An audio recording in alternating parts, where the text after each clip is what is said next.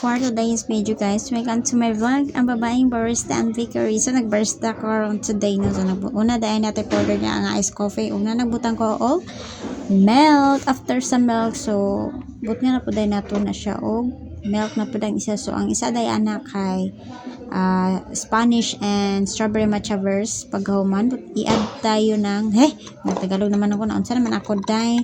Syempre ato na mekas nagatay sweetener no. Ay ang isa di anak kay latira dai na din paghuman but na tog ice no kay syempre but na maginang ice so paano siya strawberry matcha verse, di ba? So siya kingalan no strawberry matcha verse.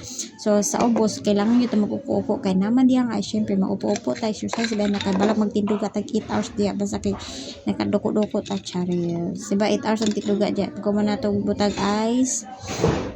Siyempre, magkuha na din diha og kuha na itong kuhaan na guys is matcha. Kay strawberry matcha man siya. So, ato sa nang imikas-mikas dyan. Then, pagkauman, ato na din nang yabuan sa matcha diya. So, di ba, grabe ka gawin ng matcha. Then, after ana, magkuha na ko espresso. Kay para sa ato ang